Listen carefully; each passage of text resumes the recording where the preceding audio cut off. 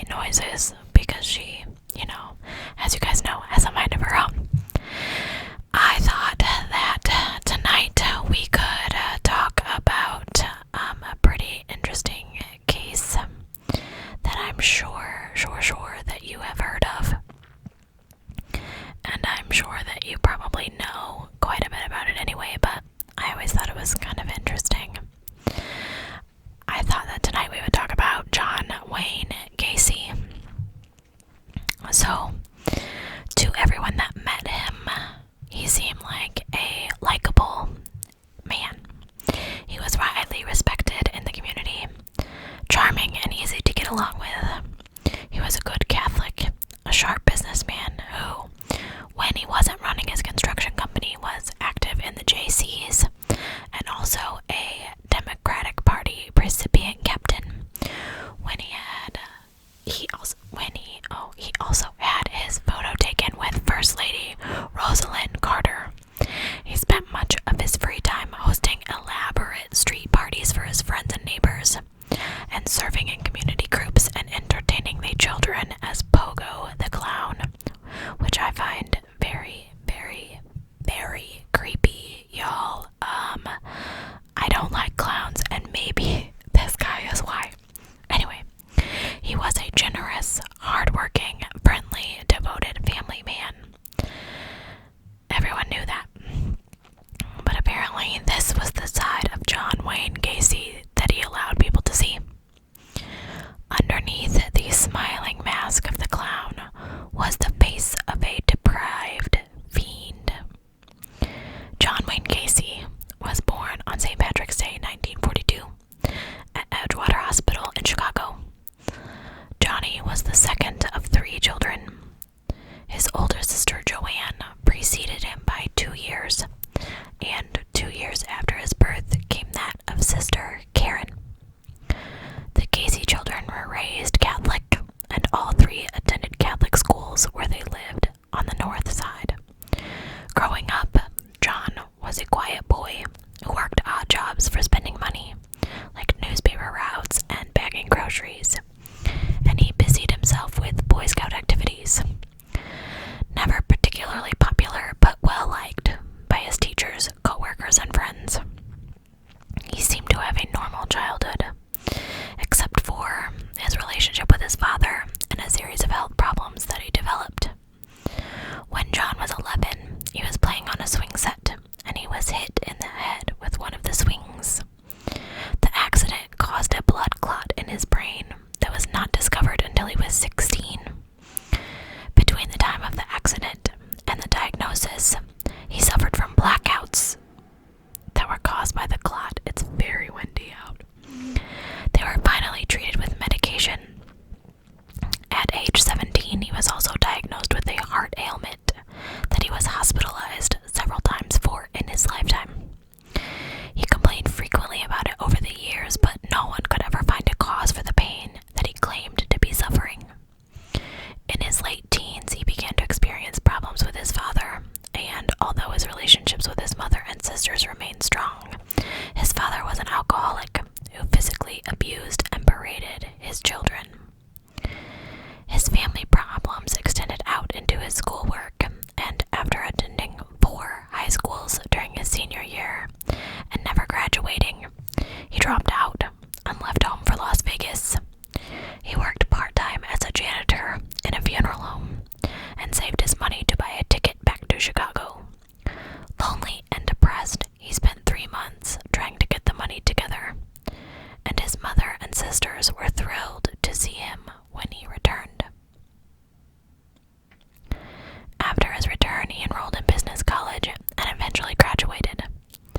While in school, he gained a real talent for salesmanship and put these talents to work in a job with Nunn Bush Shoe Company. He excelled as a management trainee and was soon transferred to a men's clothing outlet in Springfield, Illinois, which is like an hour from me. Soon after his move, John's health took a turn for the worst. He gained a great deal of weight and began to suffer more from his mysterious heart ailment. He was hospitalized, and soon after getting out, was back in the hospital again, this time with back problems.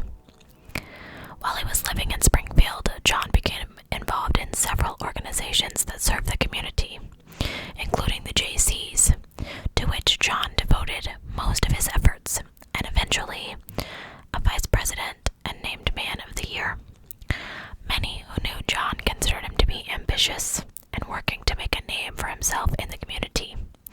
In September 1964, John met and married a co-worker named Marilyn Myers, whose parents owned a number of Kentucky Fried Chicken restaurants in Iowa.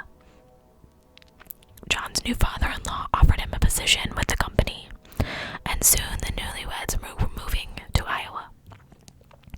Life seemed to hold great promise for John, and there was no foreshadowing of the horrific events to come. John began learning the restaurant business from the ground up, working 12 to 14 hours each day.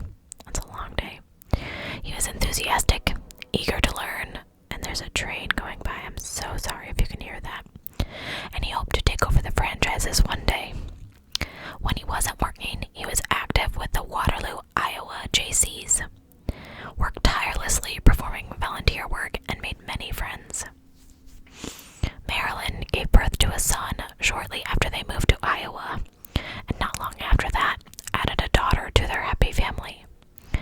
They seemed to have the picture-perfect life: a loving and healthy family, a good job, a house in the suburbs, and it all seemed too good to be true.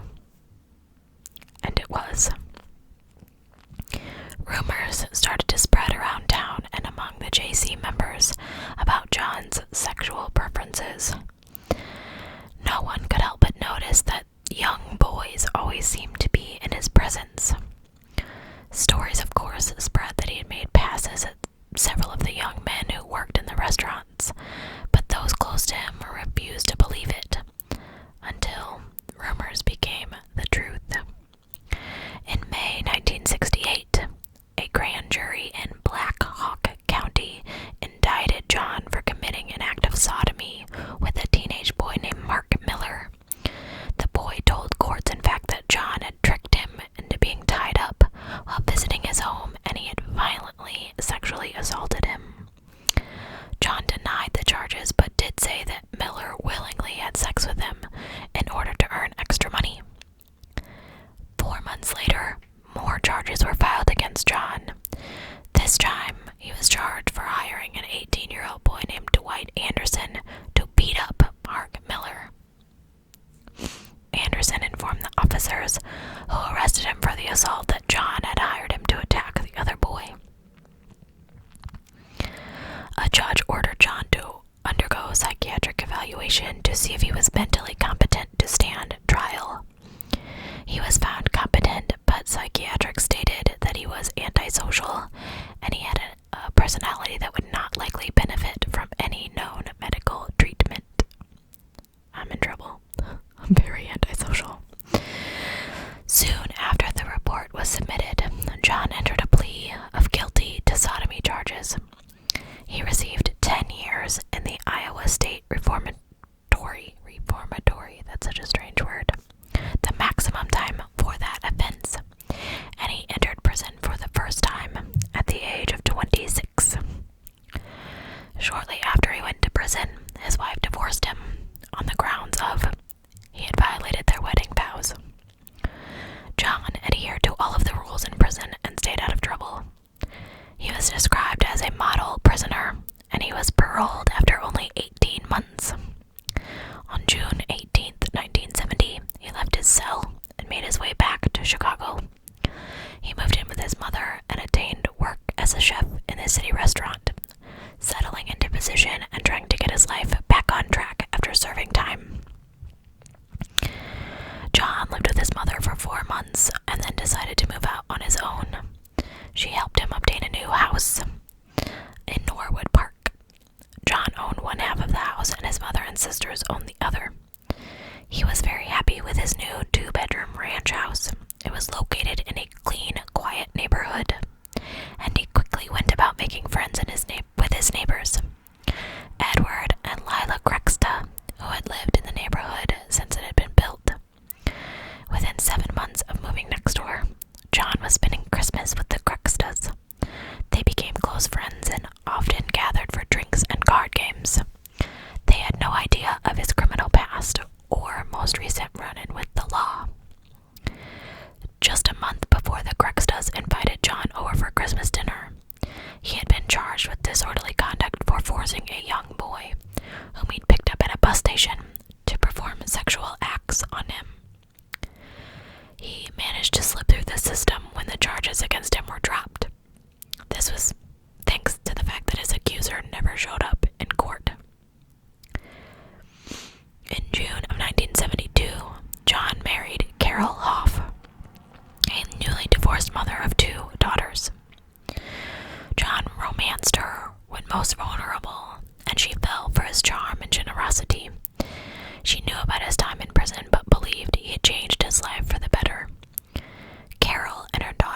soon settled into John's home and forged a close relationship with the Crextas.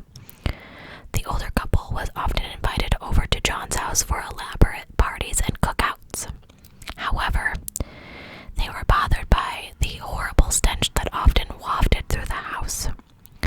Lily Crexta was convinced that an animal had died beneath the floorboards of the place, and she urged John to do something about it.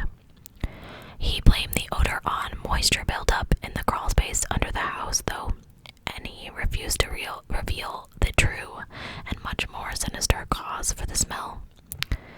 He would keep this a secret for years to come. In 1974, John started a contracting business called Painting, Decorating, and Maintenance, or PDM Contractors Inc. That's a very long name. He hired a number of teenage boys to work for him, explaining to his friends that hiring young men would keep his payroll costs low. In truth, John's desires were starting to get out of control, and he was having trouble hiding his true nature from those closest to him, especially his wife. By 1975, Carol and John had drifted apart. Their sex life had ended, and John's mood had become more and more unpredictable, ranging from jovial to an uncontrollable rage that would have him throwing furniture. He had become an insomniac, and his lack of sleep seemed to make his mood swings even worse. And if his personality changes were not enough, his choice of reading material worried her even more. And Carol had started to find magazines with naked men and boys around the house, and when confronted, John casually admitted they were his. He even confessed that he preferred young men to women. Naturally, this was the last straw for Carol, and she soon filed for divorce. It was final March 2nd of 1976. John dismissed his marital problems and refused to let them hamper his need for success. To most people, John was still the outgoing, hardworking man he always had been. So many people experienced divorces that no one thought anything about it, and John made up for any lingering questions with his natural talent for persuading others to his ideas and thoughts, and he always came up with creative ways to get himself noticed. It was not long before he gained the attention of Robert F. Matwick, the Democratic Township Committeeman for Norwood Park. And as a free service to the committeeman, John volunteered himself and employees to clean up and repair the Democratic Party headquarters. Unaware of the contractor's past and impressed by his sense of duty and dedication to the community, Matwick nominated John to the Street Lighting Commission. In 1975, John became the secretary-treasurer, but his political career was short-lived. No matter how he thought he was hiding it, rumors again began to circulate about his interest in young boys. One of the rumors stemmed from an actual incident that took place during the time that John was working on the headquarters. One of the teenage boys who worked on the project was 16-year-old Tony Antonucci, Antonucci, Antonucci. According to the boy, John made sexual advances toward him, but backed off when Tony threatened to hit him with a chair. John recovered his composure and made a joke out of it, and several weeks later, while visiting John's home, John again approached Tony. He tricked the young man into a pair of handcuffs and then tried to undress him.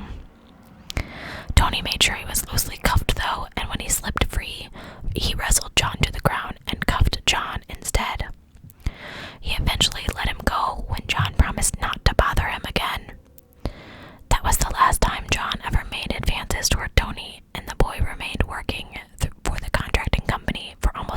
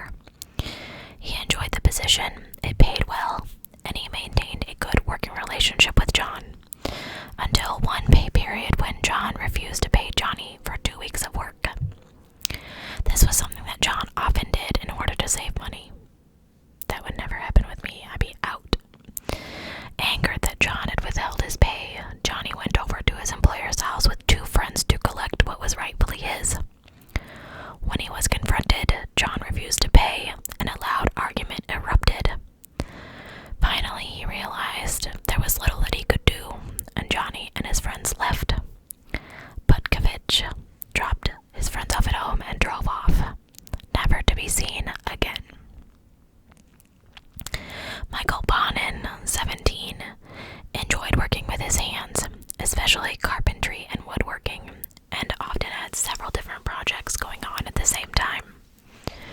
In June of 1976, he had almost completed restoring an antique jukebox, but the job was never finished. When on his way to catch a train to meet his stepfather's brother, he vanished. Billy Carroll, 16, was a longtime troublemaker who had first been in trouble with authorities at the age of 9. 2 years later, he was caught with a gun and spent most of his life on the streets of Chicago, making money, arranging meetings between teenage boys and adult men for commission. And although he came from a very different background than that of Michael Bonin and Johnny Butkovich, they all had one thing in common: John Wayne Gacy. Like the others, Carroll also disappeared suddenly. He left home June 13th of 1976 and was never seen again. Gregory Gacy, 17, started working for PDM contractors in order to finance parts for his 1966 Pontiac. He considered it an eyesore, but it was a consuming hobby for him. The work that he did for John paid well, and he liked it a lot. On December 12th, 1976, Gregory dropped off his date, a girl he'd had a crush on for a while, at her house and drove off towards home. The following day, the police found his Pontiac, but he was missing. On January 20th, 1977, John Cizik, 19, also vanished. He'd driven off in his 1971 Plymouth Satellite and was never seen again. Interestingly enough, a short time after he disappeared, another teenager was picked up in the Plymouth Satellite while trying to leave a gas station without paying. The boy said that the man he lived with could explain the situation: John Wayne Gacy.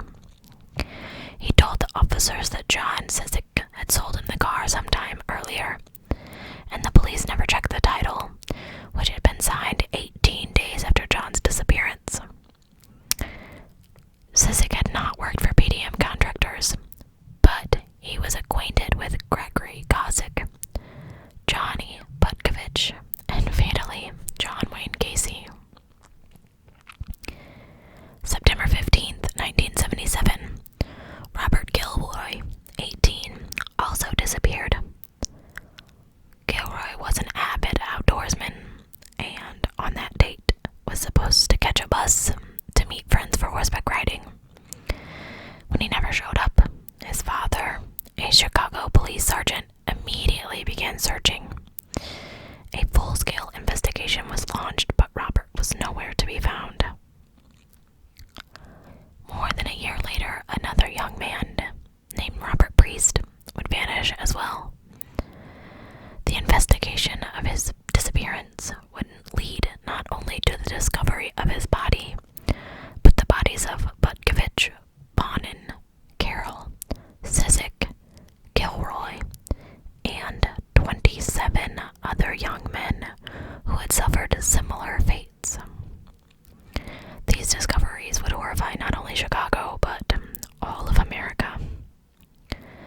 Before Robert disappeared, though, a weird event would occur that would later turn out to be a chilling prediction of events to come, or a rather stunning revelation of events that already occurred.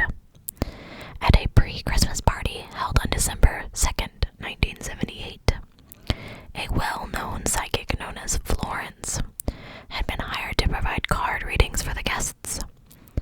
The party was held at the home of a contractor associated with John, and John was one of the many in attendance.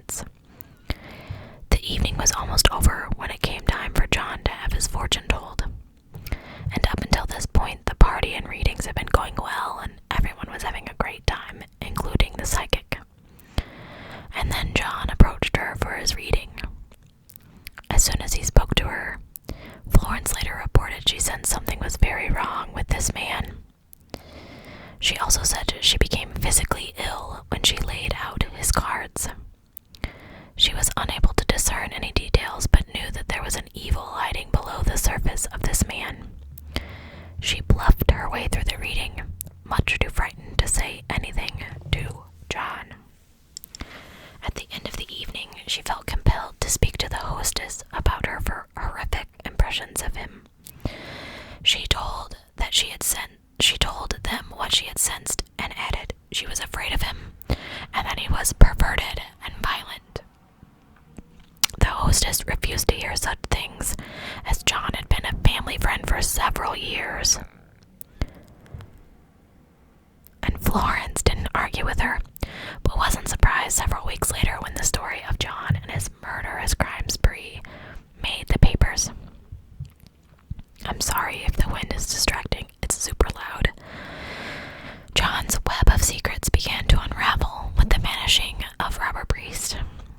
Robert, 15, disappeared mysteriously just outside the doors of a pharmacy where he worked.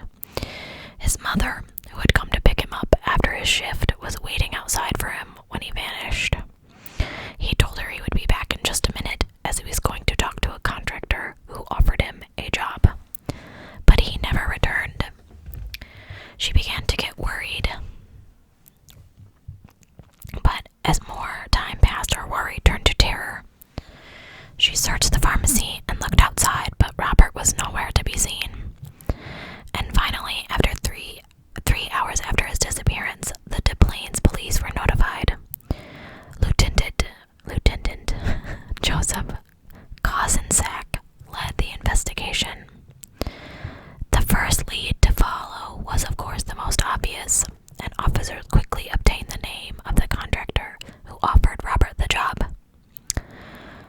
Kozenczak, I don't know if I'm saying that right, Kozenczak, that's what I'm going to say, went straight to John Wayne Gacy's home, and when Gacy came to the door, told them of the missing boy. He also asked John to accompany him to the police station for some questions. John refused. He explained that there had been a recent death in his family, and he had to attend to some telephone calls, but he agreed to come later. Several hours later, John arrived and gave a statement to the police. He said that he knew nothing about Robert's disappearance and was allowed to leave with no further questioning. Something about John did not sit right with Kozenczak, and he decided to do a background check. He was stunned when he discovered that John had earlier done time for sodomy with a teenage boy.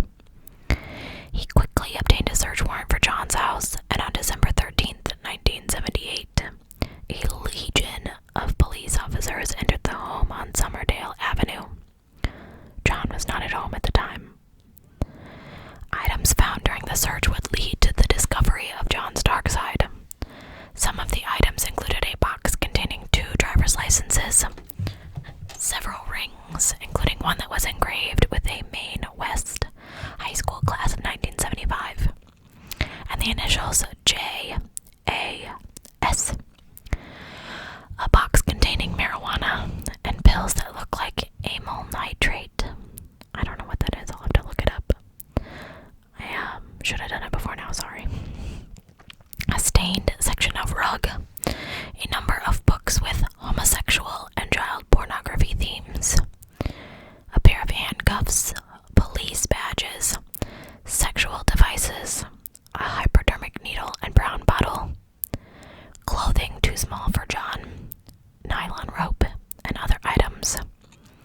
Police also confiscated 3 automobiles that belonged to John, including a 1978 Chevy truck with a snowplow attached and the name PDM Contractors on the side, a van with PDM Contractors also painted on the side, a 1979 Oldsmobile Delta. In the trunk of that car were pieces of hair that were later matched to Robert Priest. As the investigation continued, the police entered a crawl space under John's home. They were discouraged by the rancid odor, but believed it to be sewage. The earth in the crawl space had been sprinkled with lime, but appeared to be untouched. They left the narrow space and returned to police headquarters to run tests on the evidence they had obtained. John was again called to headquarters and told about the evidence that had been removed from his house. Enraged, he immediately contacted his attorney, who told him not to sign the Miranda waiver that was presented to him by detectives.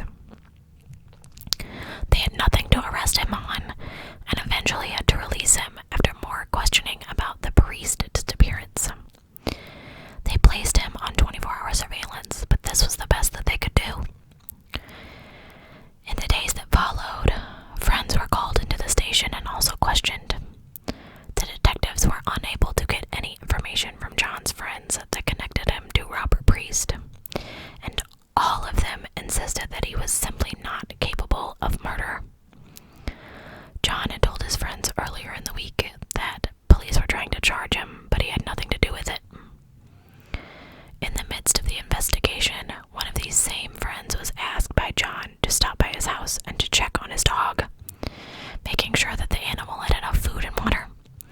John said he didn't want to go there because the police were harassing him and trying to pin this crime on him. The friend agreed, borrowed a key, and went over. Nervous about being seen going to his house, even at this point, he was sure that his friend had nothing to do with criminal activities. He decided to go in the back door instead. He put the key into the lock, and just as he began to turn it, he heard what sounded like a group of people moaning and crying inside the house. The groans were so chilling, he immediately closed the door, relocked it, and left. He hurried away from the house, and when he returned to the site where John was working, he lied and told him everything in the house was fine, including the dog. There's no way to know if the sounds the man heard were natural or supernatural. It's possible that one of his victims was still alive, and the eerie cries sounded like a chorus of moans to the already unnerved friend. But this seemed unlikely because by this time, John had begun disposing of the bodies of his victims in locations outside of his home. It seemed more likely that, if this account was true, the friend may have actually heard the voices of the victims whose deaths were yet to be avenged. Could the spirits of some of Gacy's victims have lingered in the house? Or at least, could some of the supernatural energy be pressed on the atmosphere of a place where such horrid things had occurred? I believe that it's possible. The investigation continued, and police became increasingly discouraged by their attempts to gather information from John's friends and acquaintances. And finally, frustrated by the lack of evidence that connected John to the priest's disappearance, they decided to book him on possession of marijuana. While John was being charged with possession, the police lab and investigators were coming up.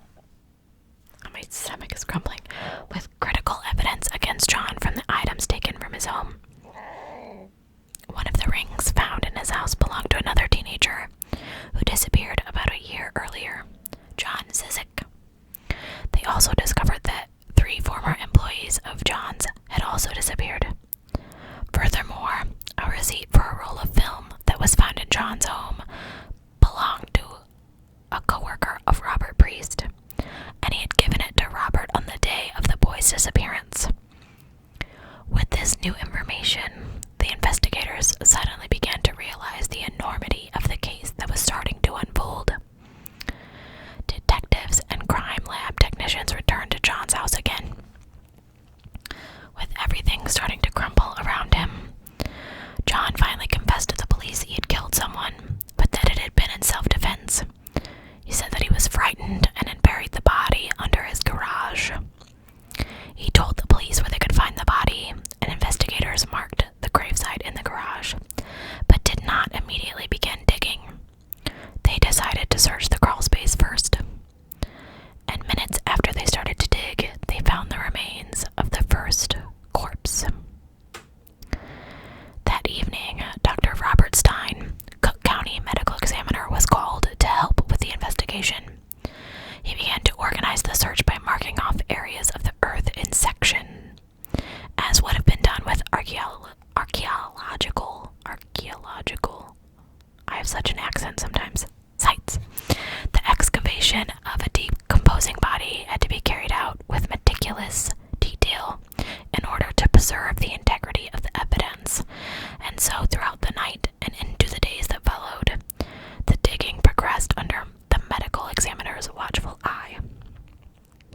On Friday, December 22nd, 1978, detectives confronted John with the news that the digging was being done under his house. And with this, he finally broke down. He admitted to the police he had killed at least 30 people, and most of their remains were buried beneath that house. The first murder took place in January 1972. The second, January 1974, and about a year and a half after he was married. He explained that he lured his victims into being handcuffed, and then he would sexually assault them. To muffle their screams, he stuffed a sock or underwear in their mouths, and he would often kill them by placing a rope or a board against their throats as he assaulted them. He also admitted to sometimes to keeping the corpses under his bed or in his attic for hours or days before he buried them in the crawl space. Meanwhile, the police discovered 2 bodies during the first day of digging. One of these was John Butkovich, who was found under the garage, and the other was in the crawl space. As the days passed, the body count grew higher. Some of the victims were found with their underwear still lodged in their throats, and others were buried so close together investigators believed that they had been killed, or at least buried, at the same time. By December 28th, the police had removed a total of 27 bodies from John's house. Another body had also been found weeks earlier, not in the crawl space, but in the Des Plaines River. The naked corpse of Frank Wayne Dale Landigan had been found in the water, but at the time, the police were not yet aware of John and his crimes. It wouldn't be until his driver's license was found in John's house that he would be connected to the young man's murder, and he would not be the only victim found in the river. Also, December 28th, the body of James Mazzara was removed from the Des Plaines River, his underwear found stuffed down his throat, linking him to John's other victims. John told the police he had started disposing of the bodies in the river because he was running out of room in his crawl space, and because of all the digging, it was bothering his chronic back problem. Mazzara was the 29th victim to be found, but still not the last. Much to the horror of the neighbors, the police were still excavating John's property at the end of February. They'd gutted the house but found no more bodies in the crawl space. Bad winter weather kept them from resuming the search, but they believed there were still bodies to be found. And while workmen began breaking up the concrete of the patio, another horrific discovery was made. They found the body of a man, still in good condition, preserved in the concrete. The following week, another body was found. The 31st victim linked to John Wayne Gacy was found in the Illinois River. Investigators were able to learn his identity thanks to a tattoo on his arm, which friends of the victim's father recognized while reading a newspaper article about the grim discovery. The victim's name was Timothy O'Rourke, and he was believed to have been acquainted with John Wayne Gacy. Around the time O'Rourke was discovered and pulled from the river, another body was found on John's property, this time beneath his rec room. It was the last body to be found on the property, and soon after the house was destroyed and reduced to rubble. Although the death toll had now risen to 32, the body of Robert Priest was still missing. Tragically, his remains were discovered in the Illinois River, April 1979. The body had been lodged somewhere in the river, but strong winds had worked it loose and carried it to the locks of the Dresden Dam, where it was finally discovered. An autopsy report showed that Robert had been strangled by paper towels that were shoved down his throat. This guy was sick, y'all. Police investigators worked hard to identify John Wayne Gacy's victims using dental records and other clues. Eventually, all but 9 of the young men were identified. A mass burial was held for these unknown victims on June 8, 1981. And while the investigation ended, the trial was just beginning. John Wayne Gacy's murder trial began February 6, 1980, at the Cook County Criminal Courts building in downtown Chicago. Jury members, 5 women and 7 men, listened closely to prosecutor Bob Egan as he outlined the case for them.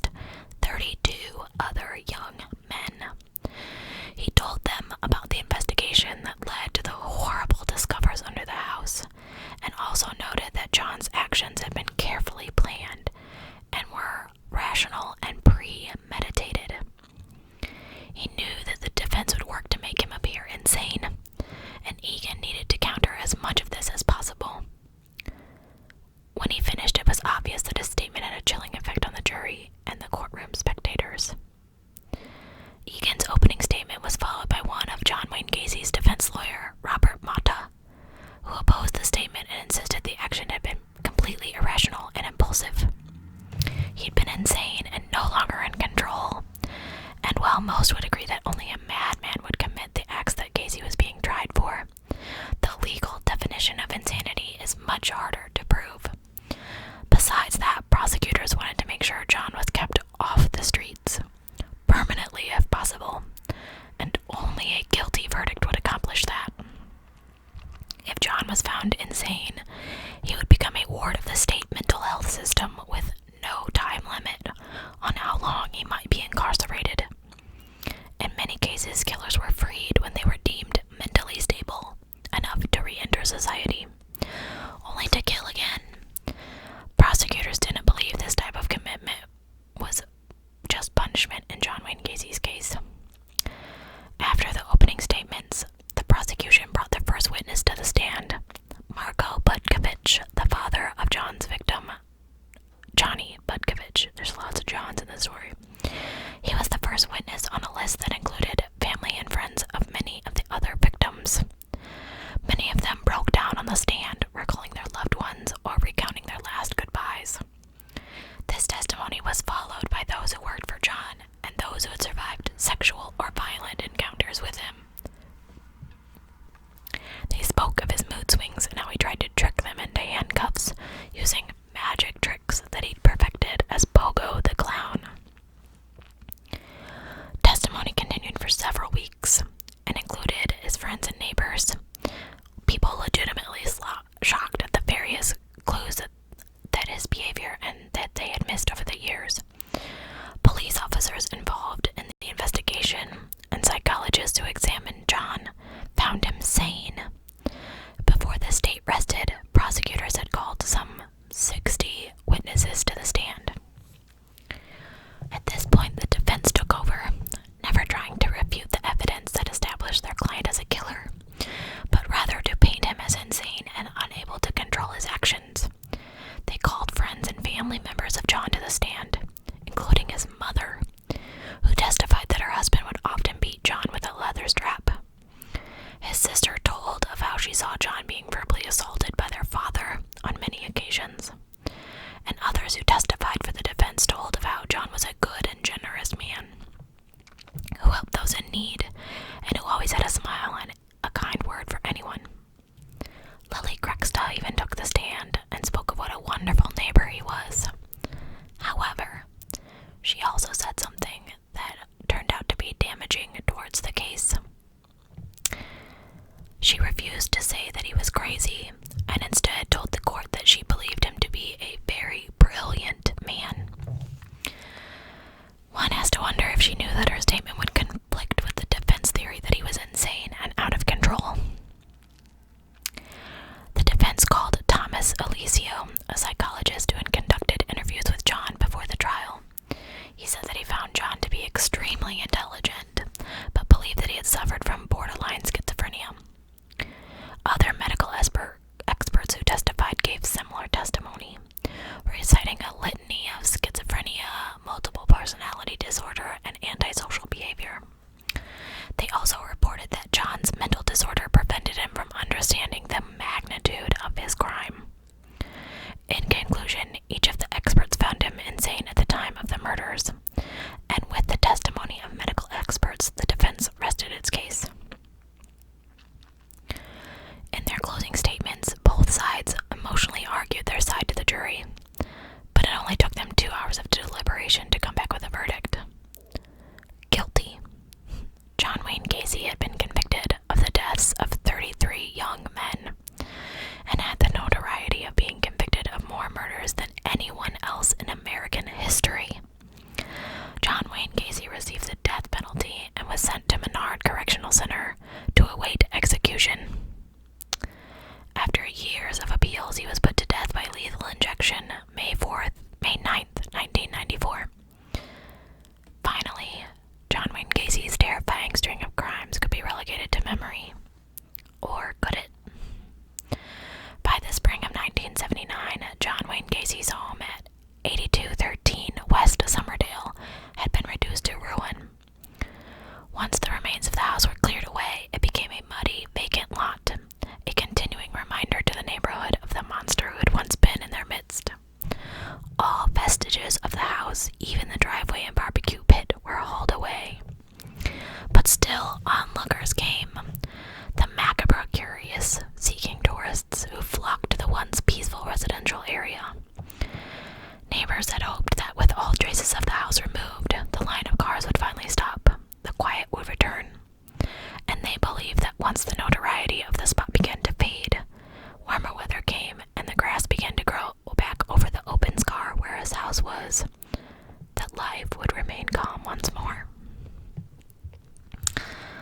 Unfortunately, though, the grass didn't return.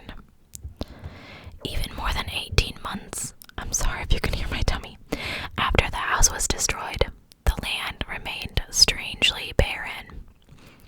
Some weeds had started to grow near the front sidewalk, but the back of the lot where the house had stood and where the bodies had been buried remained completely empty of plant life, despite the fact that there was no logical reason for the soil to be bare.